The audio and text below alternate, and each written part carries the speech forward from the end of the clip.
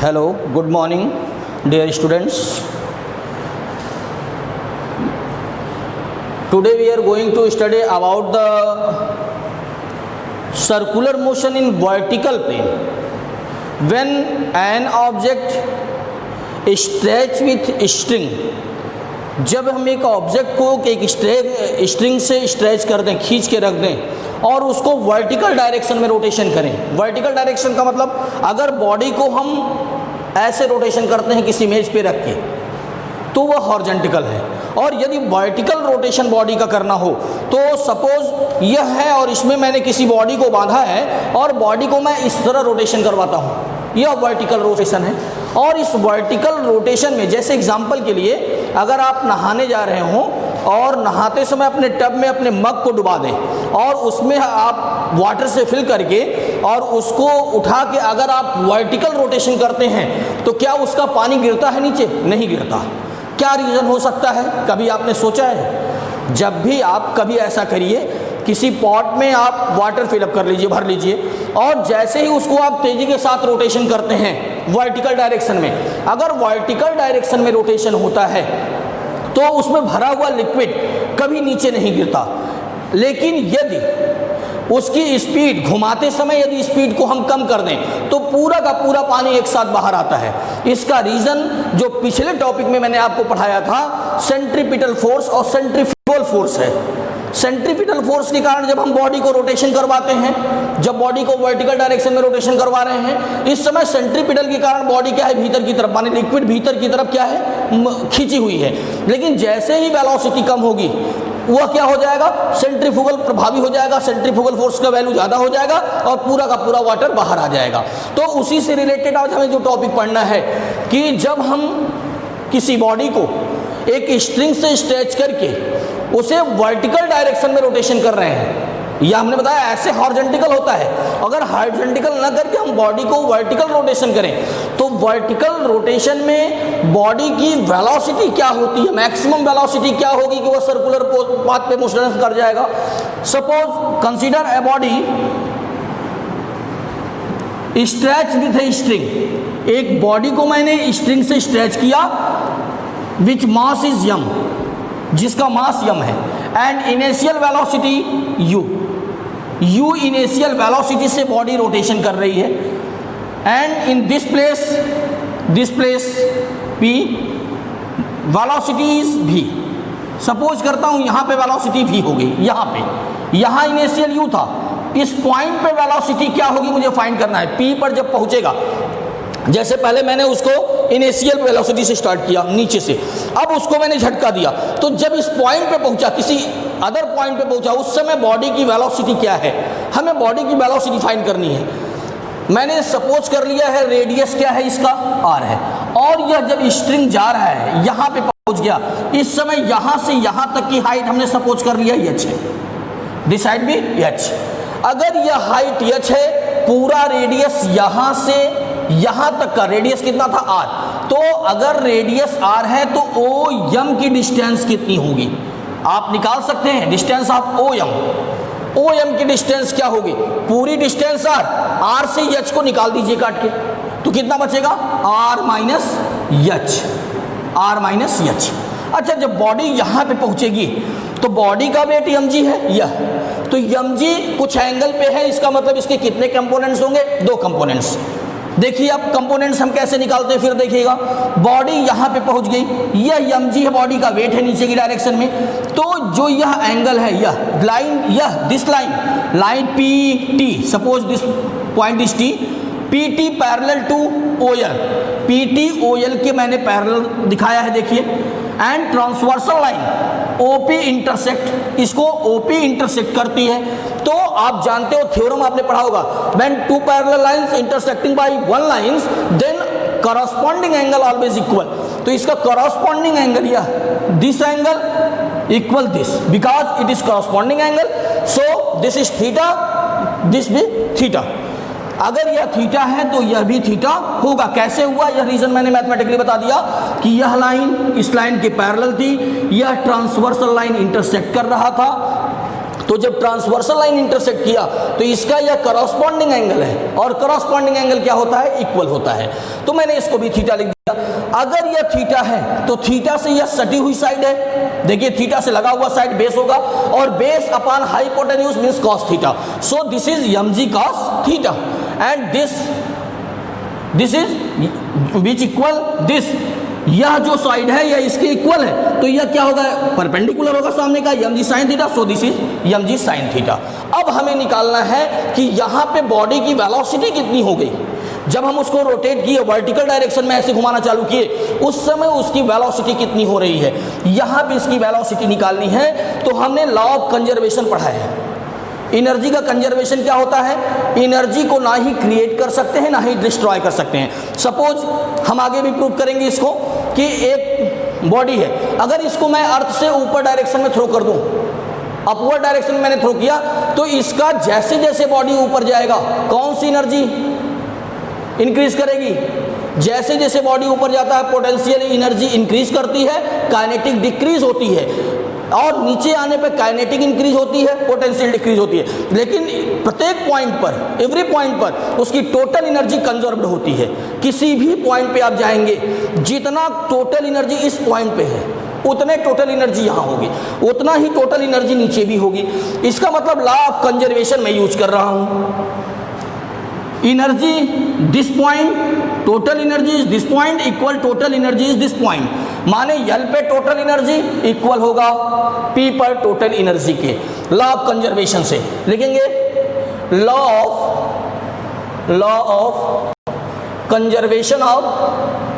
Conservation of energy.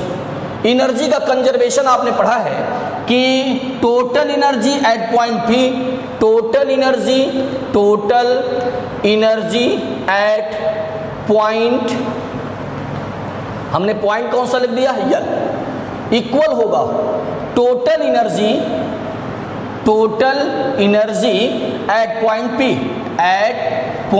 P, P point पे total energy क्या होगा? इक्वल होगा।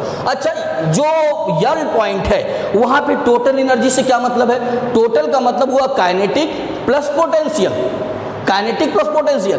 तो kinetic plus potential, kinetic energy plus potential energy eight point P is equal to kinetic energy plus potential energy eight point L and at point P। अच्छा, काइनेटिक energy at point L क्या है? Formula आपको मतलब पता होगा, kinetic energy half mv square होता है। यह आगे टॉपिक में आपको वर्क पावर एनर्जी जब पढ़ाया जाएगा तो वहां पे पढ़ाया जाएगा। तो काइनेटिक एनर्जी होता है half mv square. So this is half m means mass of body, m means mass of body and v means initial velocity. इसकी इनिशियल वेलोसिटी मैंने कितना सपोज किया? u, mu स्क्वायर प्लस, अच्छा यह कितना होता है? Potential mgh, potential energy mgh के इक्वल होता है। बट यहाँ पे हाइट कितनी है? जहां से आपको बॉडी को थ्रो करना यहाँ है, यहां से हाइट कितनी है? 0, h means 0। So potential energy 0 is equal to kinetic energy at P, half, mass में चेंजिंग होगा नहीं, v स्क्वायर, वेलोसिटी आपने v सपोज किया जिसकी वैल्यू आपको फाइंड करनी है, प्लस mg, और यहां से यहां तक हाइट है, देखिए हाइट यहां हो गई, इतनी हाइट है, height means h, mgh। So half mu square, mg into 0 means 0 is equal to half mv square plus mgh। इन दोनों टॉपिक में कॉमन क्या है? हमने कॉमन कर लिया m, बचेगा v square by 2 plus gh is equal to half mu square. कुछ कैंसिल हो रहा है, यम से कैंसिल हुआ। अब आपको क्या मिलता है? देखिएगा sir, half u square is equal to, यहां एलसीएम लेते हैं, v square plus 2gh upon whole upon 2, जो एलसीएम आपने लिया था। मैंने क्या किया? इन दोनों टॉपिक का एलसीएम लिया, 2 और 1 का एलसीएम 2, तो जब 2 होगा तो 2 से डिवाइड करेंगे 2 कैंसिल होगा, v स्क्वायर, मैंने v स्क्वायर लिखा। 1 को 2 से डिवाइड करेंगे 2 का मल्टीप्लाई 1 में करेंगे 2gh, यह 2 से कैंसिल। अब हमें जो वैल्यू फाइंड करनी थी वो किसकी करनी थी? वेलोसिटी एट पॉइंट P, यहाँ पे वेलोसिटी फाइंड करनी है, हमें v की वैल्यू चाहिए। तो so we can write v square is equal to u square minus 2gh। Okay, तो आपने वेलोसिटी कहाँ फाइंड कर लिया? पॉइंट P पर। आपको पॉइंट P पर जो वेलोसिटी होती है, पॉइंट P पर मैंने वेलोसिटी आपको बता दिया क्या होगा। तो अगर वेलोसिटी P पर निकल गया, किसी भी पॉइंट पर वेलोसिटी, जब बॉडी वर्टिकल मोशन करती है, वर्टिकल सर्कुलर मोशन करती है, उससे किसी भी पॉइंट पे जो वेलोसिटी होगी आप इस फार्मूले से फाइंड कर सकते हो, v square is equal to u square minus 2gh। But उस समय टेंशन क्या होगा? स्ट्रिंग में कुछ टेंशन आएगा, वह टेंशन कितना होगा? तो आप लिखेंगे tension at any point, tension at any point. अब किसी भी पॉइंट पर टेंशन निकालना है। चलें सर आगे, तब यहां तक तो आप समझ गए होंगे। आगे देखिए, अब किसी पॉइंट पे टेंशन कितना होता है। अब जब हम बॉडी को स्ट्रिंग से रोटेट करा रहे हैं तो टेंशन का मतलब हुआ बॉडी तोड़ के रस्सी को बाहर तो गई नहीं, इसका मतलब हुआ कि बॉडी पे कोई नेट फोर्स अप्लाई हो रहा है। वह नेट फोर्स कौन सा फोर्स है? जो अंदर की तरफ उसको खींचे हुए है, कि सर्कल के अंदर की तरफ। और सर्कल के अंदर की तरफ कौन सा फोर्स अप्लाई होता है? Centripetal force. तो आप कह सकते हैं centripetal force mv square upon radius r is equal to, अच्छा पूरा लिख दीजिए टॉपिक को हम। अब क्या लिखेंगे आप? Net force at point P, net force at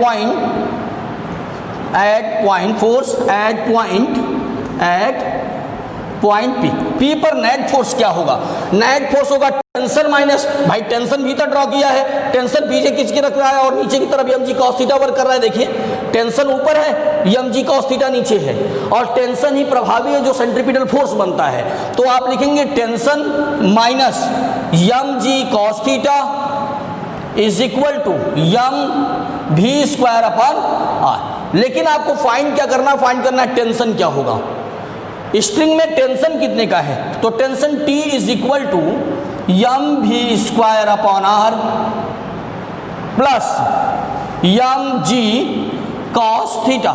आप चाहो तो वैल्यू अगर एंगल दिया है तो इस फार्मूले का यूज करके निकाल सकते हैं कि tension at any point mv square upon r plus mg cos theta. But हम चाहें तो cos थीटा की वैल्यू भी रख सकते हैं।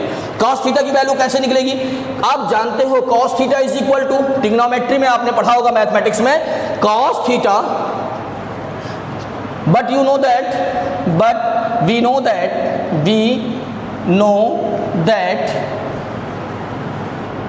cos theta is equal to base upon hypotenuse, base upon hypotenuse. आइए सर देखते हैं थोड़ा, थीटा के लिए बेस कौन सा है? ओएम। थीटा के लिए बेस कौन साइड है? सटी हुई side means OM upon hypotenuse माने रेडियस यहां से यहां तक माने r। ओएम की वैल्यू कितनी है हमने निकाला था? ओएम की वैल्यू कितनी है? ये r माइनस एच, मैंने फिगर में दिखाया देखिएगा, r माइनस एच। कैसे हुआ मैं फिर बता देता हूं। चूंकि टोटल रेडियस आपने r सपोज किया था, यह हाइट h थी, तो r से h को मैंने काट दिया तो r minus H, r minus H upon r is equal to cos theta. So we can put at the place of cos theta r minus h upon r. Putting this value in equation second. इस value को मैं equation second में put करता हूं, tension प्राप्त कर लेते हैं। Tension T is equal to mv square upon r plus mg cos theta की वैल्यू कितनी? r minus H upon r। Okay, अब हम क्या कर सकते हैं इसके लिए? अब हम वैल्यू फाइंड करते हैं। हमें पता है कि h हाइट कितनी होगी, यह हम निकाल सकते हैं टेंशन। इससे भी किसी पॉइंट पे हम इसको इरेज कर दें, इस फार्मूले के द्वारा भी हम किसी पॉइंट पे टेंशन फाइंड कर सकते हैं। अगर हमको टेंशन मिल गया और टेंशन अगर हमको लोअर पॉइंट पे कहता है कि लोवेस्ट पॉइंट्स पे टेंशन रस्सी में कितना है, जो स्ट्रिंग है आपका, उसके समय नीचे की तरफ टेंशन क्या होगा और हाईएस्ट पॉइंट पे टेंशन क्या होगा, दोनों फाइंड करना हो तब क्या करेंगे? तो सबसे पहले हम नीचे लोवेस्ट पॉइंट पे टेंशन कितना होगा निकालें। तो लिखेंगे tension at lowest point, tension at lowest point L. L पे टेंशन कितना होगा? T is equal to M इस समय वेलोसिटी कितनी है, लोवेस्ट पॉइंट पे वेलोसिटी कितनी है, you square upon R plus M G R minus H कितना है, एच की वैल्यू यहाँ पे एच कुछ नहीं है, जीरो है, अरे बॉडी नीचे डाउनवर्ड एकदम, तो जीरो अपॉन आर, यह आर से आर कैंसिल, तो आ गया tension T is equal to M u square upon R plus M into g. अब यहां से आप वैल्यू निकाल सकते हो टेंशन कहां पे, अगर टेंशन आपको लोवेस्ट पॉइंट पे फाइंड करना हो तो लोवेस्ट पॉइंट पे टेंशन निकालने का फार्मूला आपके सामने है M u square upon R plus M g. अब टेंशन हाईएस्ट पॉइंट पे कितना होगा, अब हमें टेंशन चाहिए एच पे, हाईएस्ट पॉइंट पे, इसको भी इरेज करते हैं, थोड़ा कई बार लंबा फार्मूला है इसलिए मैं इरेज करते जा रहा हूं, यहां तक तो सबको समझ में आ गया होगा। मैं चलता हूं कि अब हाईएस्ट पॉइंट पे टेंशन कितना है, कहीं भी टेंशन निकालना हो मैं इसी फार्मूले का यूज करके किसी भी पॉइंट पे टेंशन फाइंड कर सकता हूं। तो मैं टेंशन निकालता हूं at highest point, tension at highest point, tension at H पे टेंशन कितना होगा, टेंशन का फॉर्मूला क्या था, T is equal to M V square upon R plus M G R upon R minus H कितना हुआ, यहां से यहां तक की हाइट कितनी हुई, यहां से यहां तक की हाइट कोई भी बता सकता है कितनी होगी, डायमीटर ऑफ सर्कल, यह डायमीटर है सर्कल का, यहां से यहां तक का डायमीटर हो गया, तो डायमीटर रेडियस यदि आर आपने सपोज किया है तो डायमीटर क्या होगा, डायमीटर रेडियस का डबल होता है, तो हम क्या लिख देंगे उसको, अगर यह रेडियस आर है तो यहां से यहां तक की हाइट 2r होगी, भाई डायमीटर है सर्कल का, तो हम इसको लिख सकते हैं 2r upon r, so we can find Yama V square upon R minus यम जी, भाई माइनस कैसे हुआ, 2r में से r माइनस करेंगे तो माइनस r आएगा, यहाँ माइनस हो गया और r से कैंसिल मैंने कर दिया, तो आपको टेंशन T बराबर मिल गया एम भी square, tension T lowest point पे आपको मिल गया कितना है, हाईएस्ट पॉइंट पे M V square upon R minus M G, यह टेंशन हो गया किसी भी पॉइंट पर। अब एक क्वेश्चन और बनता है, इससे क्वेश्चन बनता है कि वह वेलोसिटी, मिनिमम वेलोसिटी कितनी रखी जाए कि स्ट्रिंग जो है सर्कुलर पाथ पे रोटेशन कर जाए। तो मिनिमम वेलोसिटी अगर फाइंड करना हो, अगर हमें मिनिमम वेलोसिटी निकालनी हो तो हमें यह पता होना चाहिए कि यदि टेंशन की वैल्यू ग्रेटर और इक्वल 0 हो, निगेटिव नहीं होना चाहिए, टेंशन निगेटिव नहीं होना चाहिए, तभी यह क्या करेगा, इस पार्ट को वह रोटेट कर जाएगा।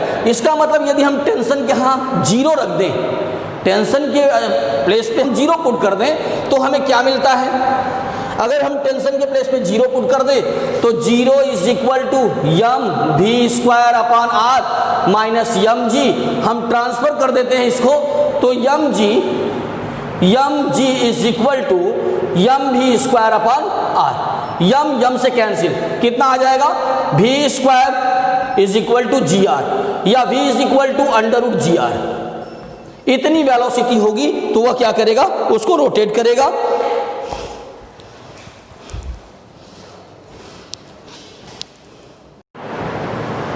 तो टेंशन आपने देख लिया, हर पॉइंट पे टेंशन कितना होता है।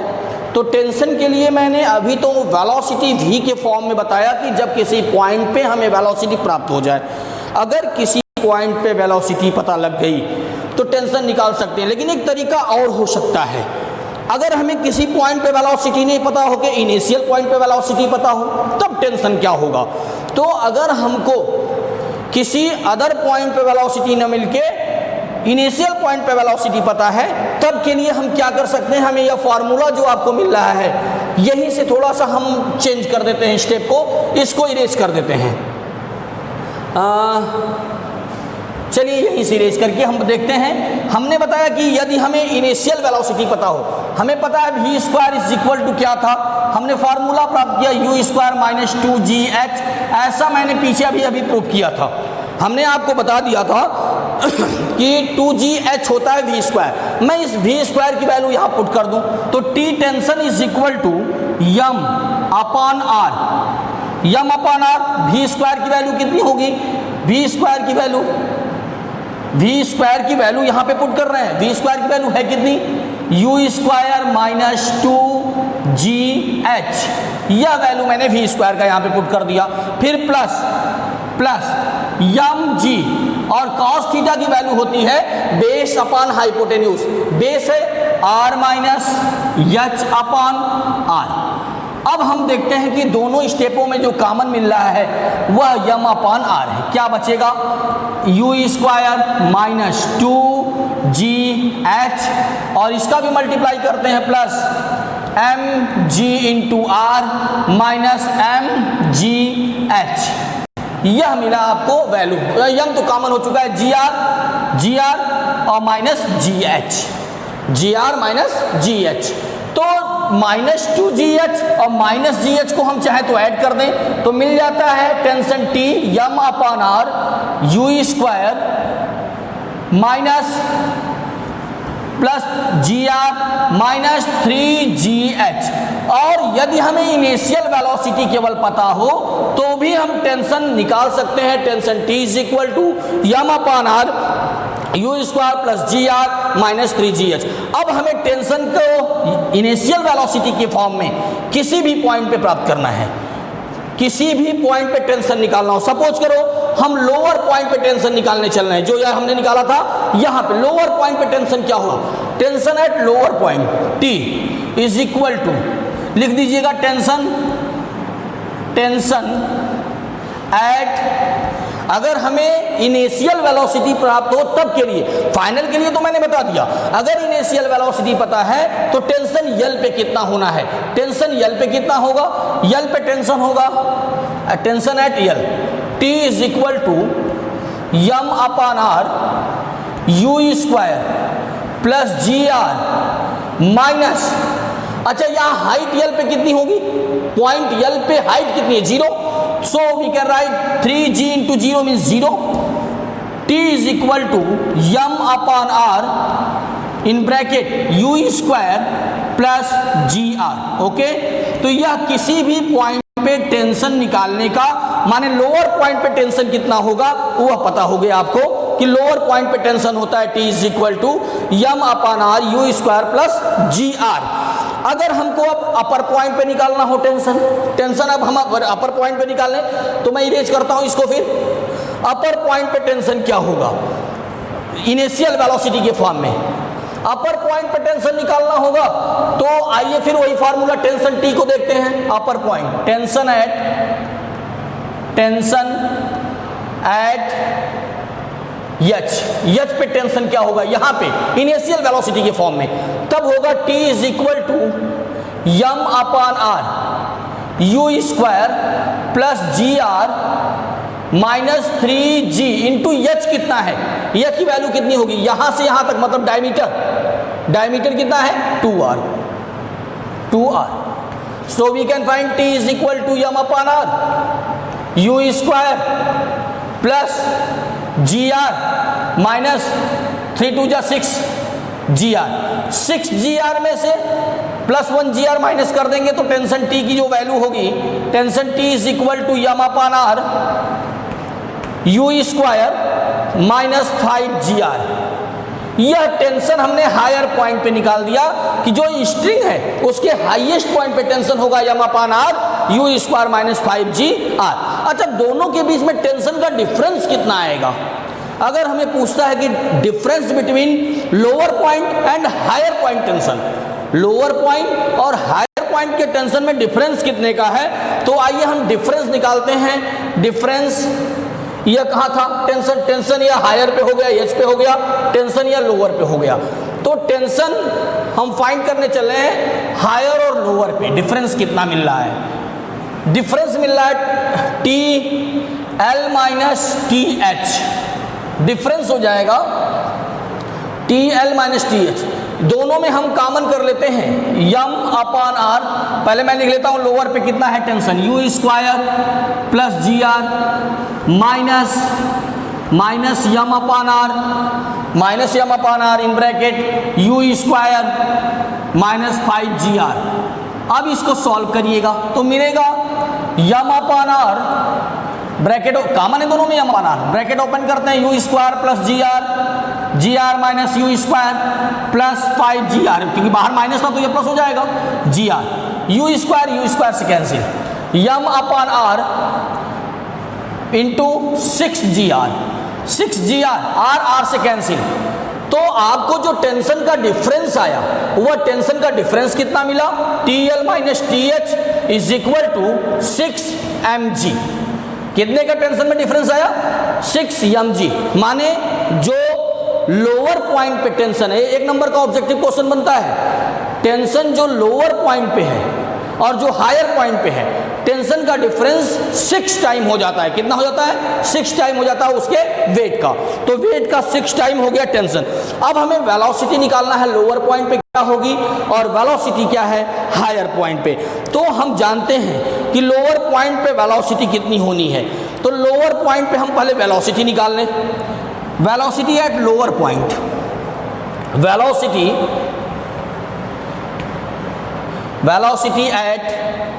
Eight L. अच्छा, यल पे वेलोसिटी कितनी होगी, जब टेंशन क्या होगा, टेंशन का lower value maximum are equal to 0, तभी तो टेंशन अगर निगेटिव हो गया तो गिर जाएगा, वो सेंटर की तरफ चला जाएगा बॉडी। तो या चाहे 0 की इक्वल हो या ग्रेटर, मैंने 0 की इक्वल कर लिया, तो आता है टेंशन लोअर पे M upon R you square minus 5GR is equal to 0। जो वैल्यू मिलती है आपको मिलता है you square is equal to 5GR।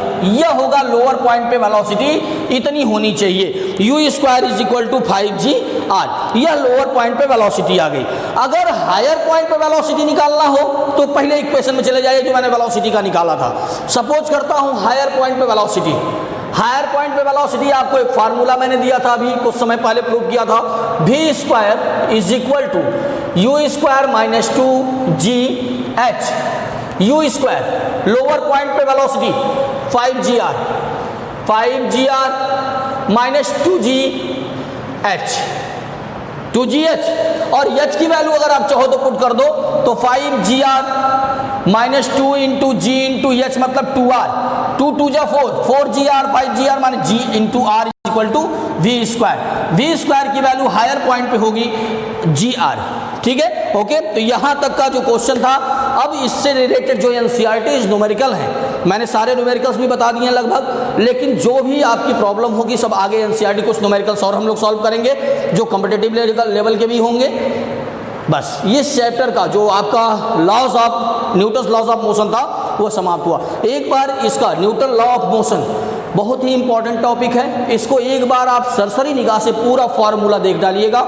अगले वीडियो में मेरा इसका न्यूमेरिकल आपको मिलेगा जो बोर्ड के एग्जाम के लिए भी होगा और आपके किसी भी कॉम्पिटिटिव एग्जाम के लिए भी होगा। ठीक, थैंक्स।